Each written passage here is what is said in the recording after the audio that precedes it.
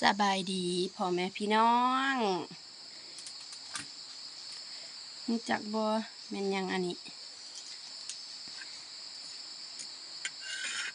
มื้อนี้สิพาทุกคนมากินมักนอดเด้อจ้า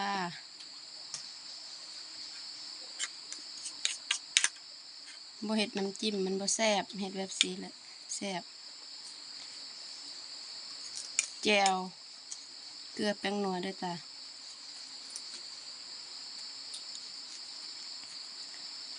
มาเด้อทุกคนแซ่บๆนำกัน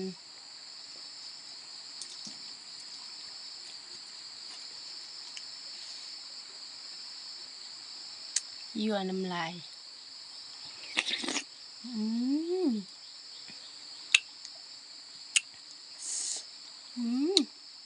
ส้มแซ่บ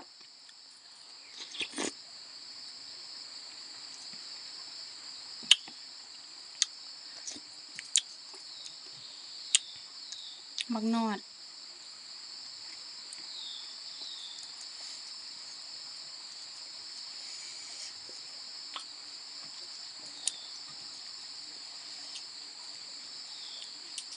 เผ็ดเปรี้ยวหวาน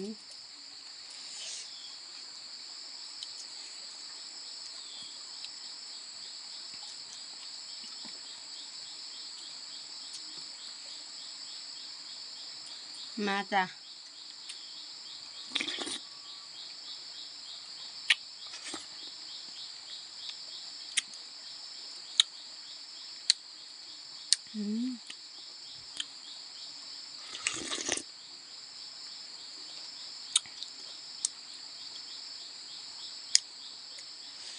แซ่บ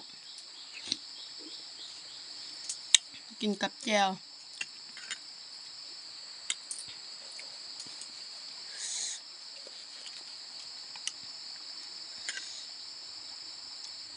นี่เด้อจ้ะอุ้ย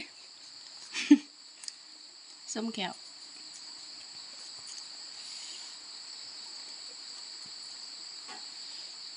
ใส่แจ่วละลายรสจังแซ่บ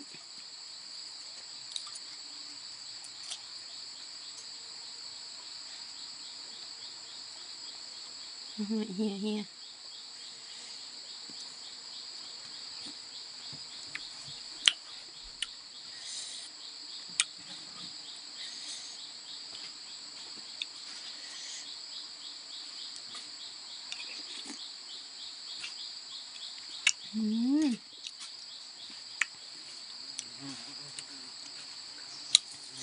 ผู้ใดกินโดนเนี่ยหลายปีละ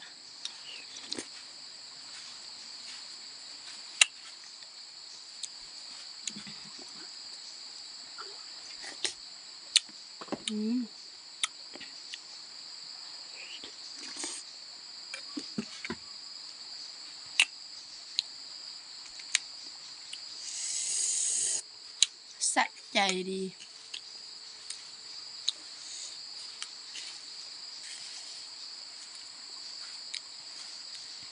พี่มีใครเคยกินแน่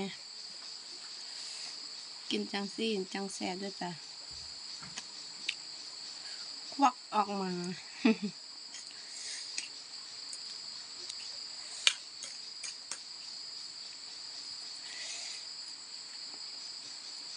พริกเกลือน้ำตาลผงนัว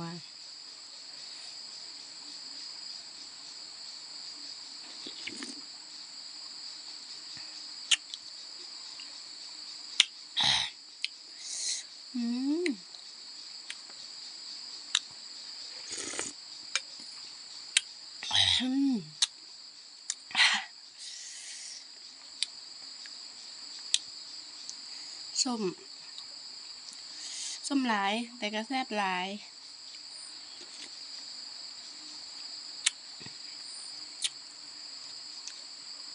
ซื้อมาถุงหนึ่ง50 บาทด้วยจ้ะ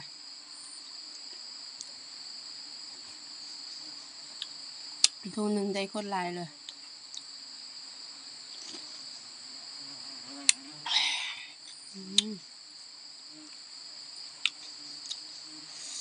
บอกเข้าใจคือกันเวลาถ่ายคลิปแล้วมักมีโตยังบินไปบินมา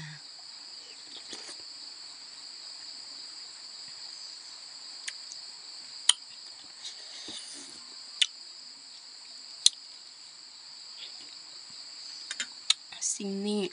ถูกใจเฮา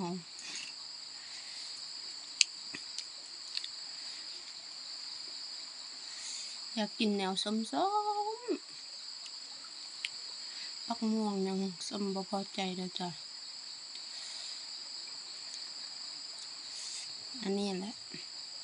ส้มแบบบ่ลืมหูลืมตา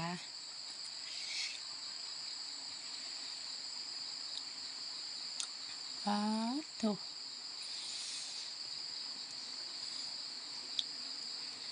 ป้าน้ำเฮียน้ำแซ่บมันเฮีย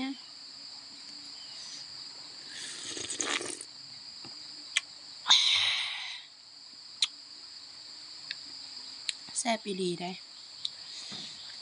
หรือเป็นน้ำเฮามักก็บ่ฮู้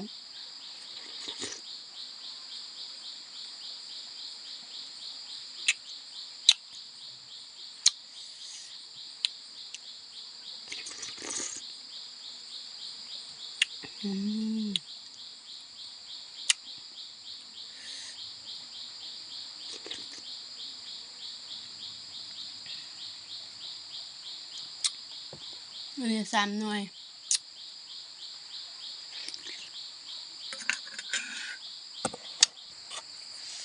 3 หน่วยเอาเฮาบ่อยู่ดอก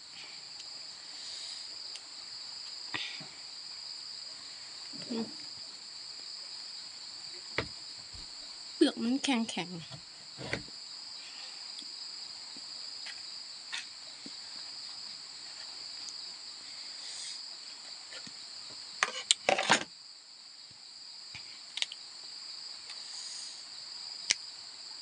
คือยังบ่สุกอันนี้นะคือสิยังบ่สุก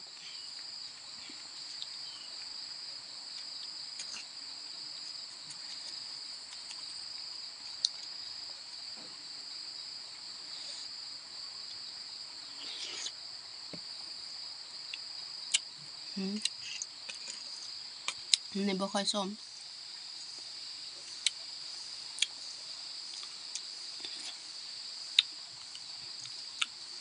ออกหวานๆหอมๆ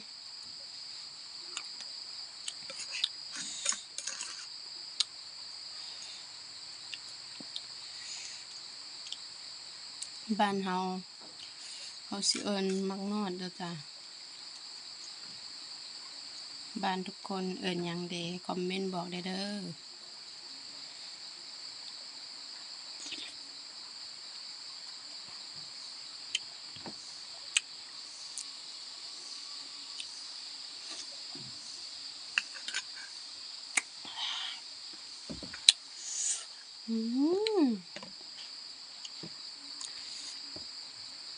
สะใจ